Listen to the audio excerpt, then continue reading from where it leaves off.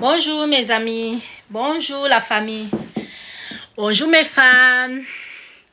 Je vais vous dire un truc. J'aime pas parler avec les gens avec des lunettes en fait, parce que je trouve qu'on dirait que je cache quelque chose. Je voulais vous dire un truc. Je suis tout sauf folle. Donc arrêtez de me traiter de folle. Il y a des gens qui vivent des situations difficiles dans leur famille. Les gens qui peuvent facilement me rendre folle, c'est pas mon histoire de mariage, c'est pas l'argent. Les gens qui, eux, ils peuvent me rendre folle, c'est les membres de ma famille. C'est ma petite soeur, ce sont tous mes frères et ma mère. Voilà les gens qui ont failli m'assassiner, me tuer depuis des années. Et grâce à la chance que j'ai eue, parce que le bon Dieu n'a pas accepté ceci, Dieu m'a retiré d'eux. Je suis en Europe avec tous mes enfants. Voilà comment on a survécu. Je vais vous parler de moi. Je m'appelle Chimène Ngoli Eyen. Voilà. Je suis la fille de Yenemark Demarkov. Mon père est décédé. Mon père était ancien gendarme. Il a déserté. Il a travaillé dans le bois après, plus tard. J'ai plutôt eu une belle vie parce que mon papa est décédé très vite. Je n'avais que 10 ans. Je suis la nièce du général Semengue. Mon frère, mon grand frère, c'est lui qui est le monsieur qui est derrière le général Semengue. C'est mon grand frère, même père, même mère. Je ne viens pas vous dire ici que je suis la nièce du général Semengue parce que je veux me vanter, parce que je ne sais pas quoi. Non, non, non, non. Je vous parle vraiment de ma vie. Je suis une fille ngouée. Voilà. Donc, je vous parle vraiment de quelque chose de très sérieux. Alors, l'histoire que vous voyez ici, ce sont mes frères, c'est ma soeur, c'est ma mère.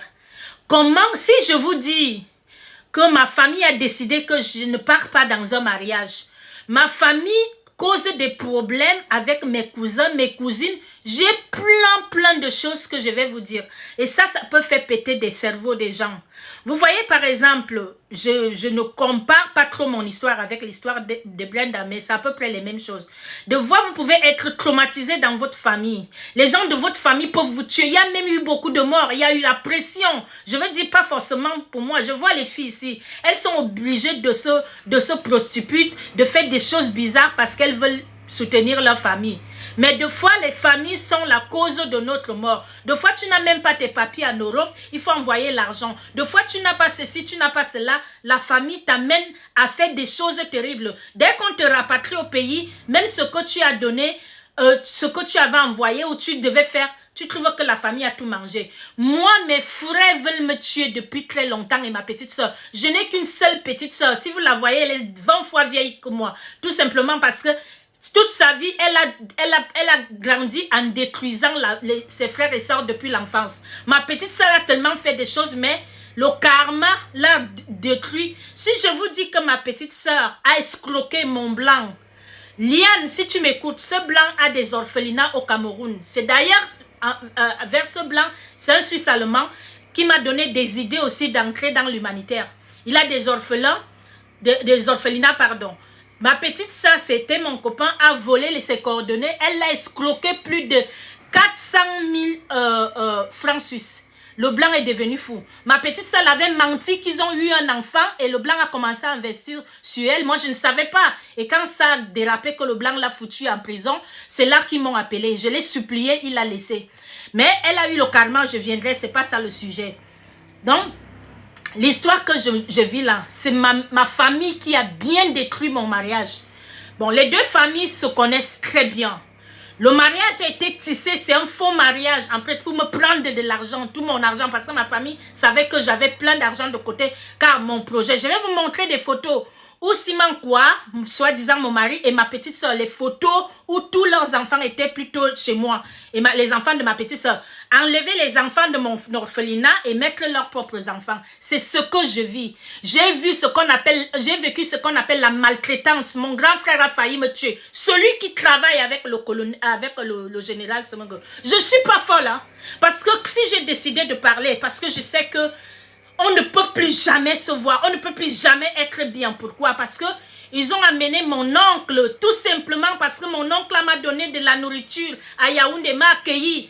Ma mère est partie dire à toute la famille que mon oncle, je vis chez mon oncle. Et pourtant, je n'ai jamais vécu chez mon oncle. Quand j'étais au Cameroun, c'est l'ambassade de France qui m'a trouvé l'hébergement. Quand tu es français, tu as des problèmes. Quand tu es dans des problèmes sensibles, l'ambassade, on te met dans des... On a nos appartements, on appelle les hébergements d'urgence. Après, les élites de chez moi et certaines personnes dans le gouvernement m'ont trouvé un logement secret et gardé. C'est comme ça que moi j'étais hébergée pendant 6 mois au Cameroun.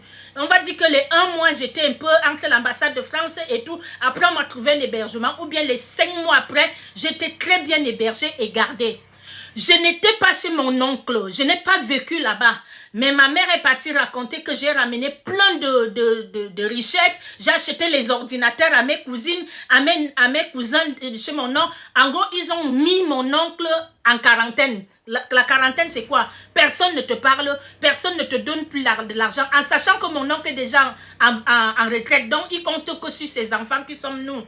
Donc, mon grand frère a appelé mes cousins de gauche à droite et mes cousines pour parler et tout. C'est ma maman qui ramène tout ça là. Donc ma mère s'est mise contre. Il y a l'un de mes petits frères qui est venu pour voler mes papiers chez mon oncle. Et pour qu'on accuse mes cousines, donc les enfants de mon oncle et mes cousins, que ce sont eux qui ont volé mes papiers. Une histoire de... Ils voulaient me bloquer au Cameroun. Il y a de la manipulation. Il y a des familles qui tuent leur propre personne par rapport à des choses que vous ne comprenez pas. Quand mon petit frère est arrivé chez mon oncle... on ne sait pas ce qu'il est venu faire, mais j'ai compris comment il a parlé avec ma mère au téléphone. Quand j'ai demandé à ma mère, parce que je ne les vois pas, je ne les ai pas vus et je ne souhaite plus jamais les voir. Je vais vous dire, en commençant par Marelle, nous tous, les 7 enfants qui sont vivants dans le ventre de ma mère, fuyez-moi, moi je vous fuis. Ne cherchez plus jamais à me parler. Ne cherchez plus jamais à être en contact avec moi. On va se tuer. Je ne vous dois rien. Quand mes oncles, quand mon oncle colonel Bidjo me donnait, je partais souvent en vacances chez lui, il me donnait les cahiers. Mon tonton Mbalizak me donnait des cahiers, des livres. Je partais souvent en vacances là-bas en Kongné. Le général Semongo, ma mère prenait tous ces outils de travail que moi je suis allée en vacances chez mes oncles, il donnait à mon grand frère. Ma famille ne m'a jamais aidé pour mes études. Et par contre, j'ai payé toutes les études de mes frères et sœurs. Ils ont fait des grandes études. Certains ont des licences que moi j'ai payées. Et je peux vous dire que le dernier, moi, on n'a que les cas de 9 ans. Ça veut dire que je pense que oui. Parce que quand papa est mort, lui, il était bébé. Moi, j'avais à peine 10 ans. J'ai payé toutes leurs études. Et mes frères et sœurs n'ont jamais accepté que mes demi-frères et sœurs entrent chez moi. Ma mère a toujours fait une guerre qui n'a pas de nom. Mes cousines peuvent vous témoigner. Tout le monde peut vous dire. J'ai vécu des choses terribles dans ma famille. Je suis tout sauf folle. Mon mariage a été gâté à cause de ma famille. Si je vous disais que j'ai donné 400 000 francs CFA à ma mère, j'ai envoyé pour qu'il n'aille pas chercher les choses chez les Sima, vous pouvez me croire? Non. Mais j'ai donné les 400 000. Ma mère a mangé avec mes frères. Mais ils sont quand même allés faire la guerre là-bas. Je ne dis pas que c'est à cause de eux que Sima a causé tout ce qu'il a fait. Sinon, c'était juste une bande organisée, une escroquerie en bande organisée. Ma famille est prête de me kidnapper, de me tuer pour de l'argent. Si vous entendez un jour que j'ai été kidnappé au Cameroun, demandez des rançons, commencez par ma famille et cherchez. Ils sont prêts, y compris ma mère. Je ne serai plus jamais bien avec vous dans la vie. Nous sommes en guerre, vous avez déclaré des pots. Vous êtes partis chercher mon argent.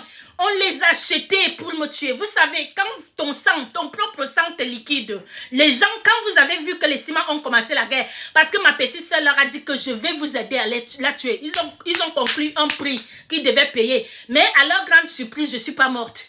Là maintenant, les Sima les demandent déjà, vous nous avez dit que vous pouvez nous aider facilement à la tuer. Mais elle est toujours vivante, elle ne vous voit plus. Remboursez-nous. C'est là alors ma famille, mes frères et sœurs me cherchent de gauche à droite pour me détruire. Je ne suis pas folle, regardez-moi. Je suis très loin d'être folle. Je vais vous le prouver par mes sons. Je vous envoie 3 sons là d'ici la fin du mois. Je vais vous dire, je suis juste dans un chemin où ma famille veut me tuer et là où je suis allée en mariage. C'est ce que je souffre en fait. Ce n'est que le début. Je vais vous raconter plein de trucs. Je sais qu'il y a beaucoup de Camerounais qui vivent la même chose que moi. Ils vont me croire. Je suis très loin d'être folle. Et en plus, tout ça...